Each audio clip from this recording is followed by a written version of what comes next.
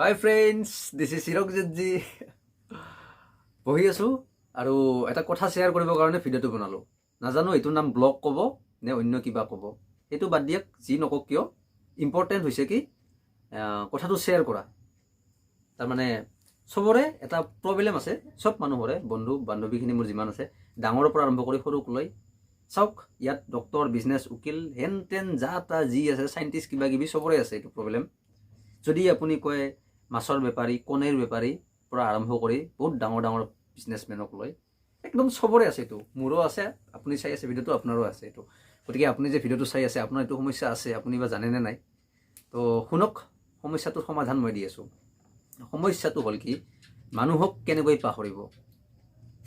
হয়, কেতিয়াবা কেতিয়াবা দৰকাৰ হয়, পাহৰাৰ কাৰণে আমাক টিপছ লাগে।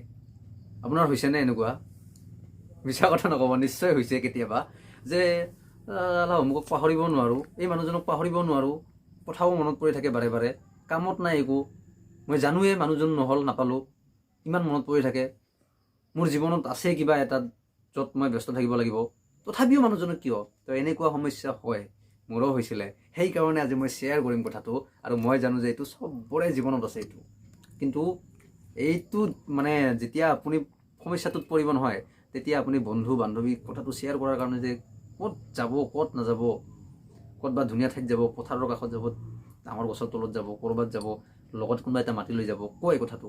তাৰপিছত কি হয়, কোনোবাইতো ভালে কথা ক'ব যে এনেকুৱা কৰ তেনেকুৱা কৰ, দস্তি এনেকুৱা কৰ, কোনোবাই আকৌ তই পাহৰিব পৰা নাই, হেন তেন যাতা, পুৰস্কাৰো পাবা তিৰস্কাৰো পাবা, এনেকুৱা হয়। কিন্তু মই যিটো এতিয়া মানে ক'ম, এইটোত কোনেও তোমাক একো নকয়, তোমাৰ মা দেউতাও গম নাপাব তোমাৰ সমস্যাটো, কিন্তু তুমি নিজে নিজে অকলে অকলে সমাধান পাবা। এতিয়া বেছি দীঘলীয়া নকৰোঁ, ভিডিঅ'টো খুব কামত লাগিব মই ভাবোঁ, যিহেতু মই মোৰ অভিজ্ঞতাৰ পৰা কৈ আছোঁ। মই পাছ কৰি আহিছোঁ, তাৰমানে পৰীক্ষা দি পাছ কৰিছোঁ, সেইকাৰণে কৈ আছোঁ বস্তুটো। এতিয়া আহোঁ, চাওক, জীৱনত আমি বহুত এনেকুৱা মানুহ লগ পাওঁ। এতিয়া একদম সহজ ভাষাত বুজাইছোঁ, আপোনালোকে এইটো চেঞ্জ কৰি ল'ব পাৰে ছাবজেক্টটো, মই ভাল পোৱাৰ ক্ষেত্ৰত কৈছোঁ। ধৰা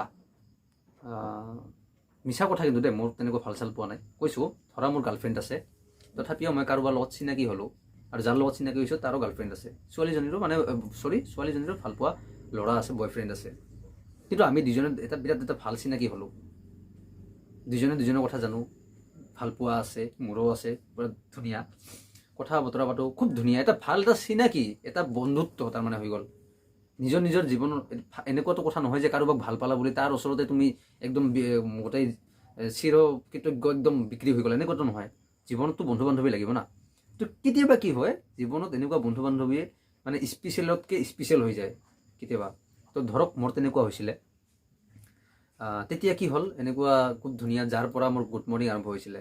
মানে কেনেকুৱা, ৰাতিপুৱালে ভিডিঅ' কল কৰে, উঠা গুড মৰ্ণিং, খুব ধুনীয়া। তাৰপিছত কথা পাতিলোঁ দিনত, মানে সময় আছিলে আৰু, কি কৰিলা, ভাত খালে নাই, বিৰাট ধুনীয়া আৰু একদম মানে বহুত ধুনীয়া। ৰাতি হ'ল, ৰাতি হোৱাৰ পিছত ভিডিঅ' কল, গুড নাইট, ধুনীয়া ভাল, বহুত দিন চলিছিলে, একদম মানে বহুত ভাল লগা, এটা এটা এটা এটা মানে সদায় নতুন নতুন, বিৰাট বহুত বহুত বেছি ভাল লগা। কথা দিছিলোঁ আমি দুজনে দুজনক, আমি কেতিয়াও নাপাহৰিম কিবা হেন তেন। কিন্তু কি হ'ল, সেই কথাটো মানে কিবা মানে উল্টা পুল্টা হৈ গ'ল। এতিয়া ধৰক নম্বৰটোৱে চেঞ্জ হৈ গ'ল, কি হ'ল কি নহ'ল একোৱে নক'ল। ইমান এটা ধুনীয়া, ইমান আশা ভৰসা দিয়াৰ পিছত, তাৰপিছত মই টেনশ্যনত পৰি গ'লোঁ, মানে এনেকুৱা টেনশ্যনত পৰি গ'লোঁ, ভাত খোৱাৰ সময়তো মনত পৰে, খোৱাৰ সময়তো মনত পৰে, কাম কৰি থকাৰ সময়তো মনত পৰে, মানে দুনিয়াখনত আৰু একো নাই, মানে মোৰ সেই কথাটোৱে মনত পৰি থাকে চব সময়তে। এতিয়া চোৱা, দায়িত্বত থাকি কাম কৰোঁ আমি, আপুনি যিটো কাম কৰে সেই কামটো যি নহওক কিয়, কিন্তু দায়িত্বটো আছে না কামটোৰ প্ৰতি। সেইখিনি সময়ত যদি মনত পৰি দিগদাৰ হয়, ঘৰত আহি খোৱাৰ সময়ত টেবুলত বহি মা দেউতাৰ লগত ভাত খাই থকাৰ সময়তো মনত পৰিলে অলপ বেয়া লাগে। তো সেই ক্ষেত্ৰত কি হয়, আমি পাহৰিব লগাত দৰকাৰ হৈ যায়।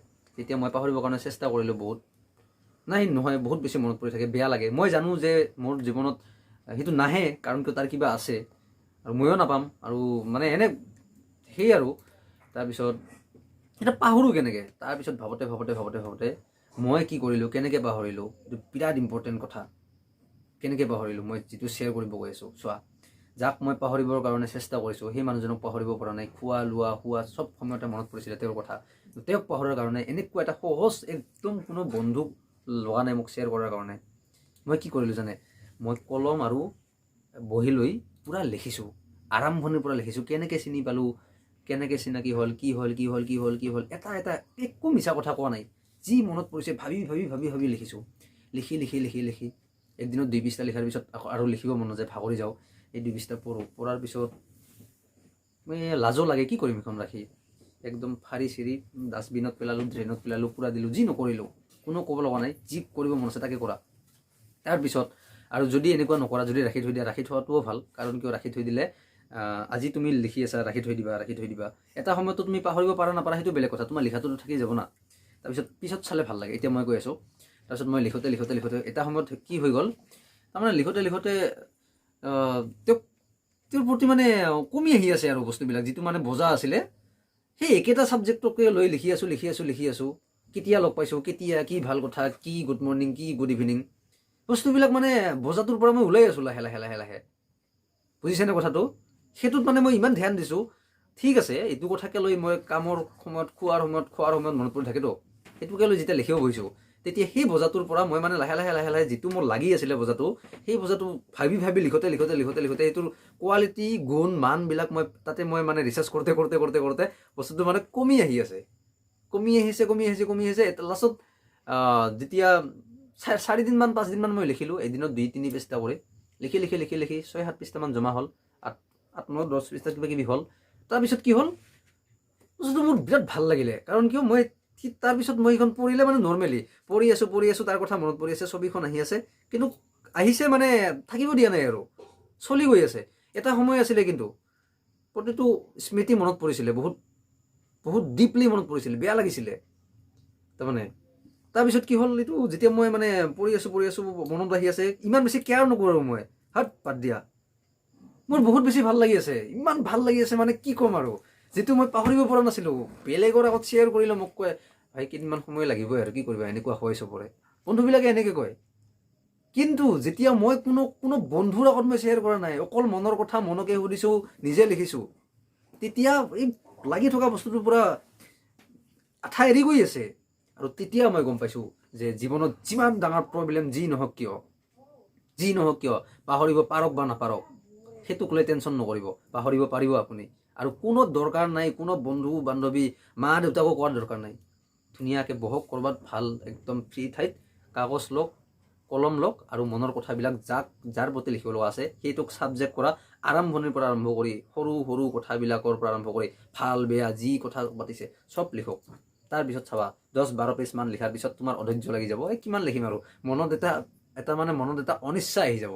আৰু যেতিয়া অনিচ্ছাটো আহিব তেতিয়া তুমি তাক পাহৰিবা, যোন নহওক কিয় তুমি পাহৰিবা।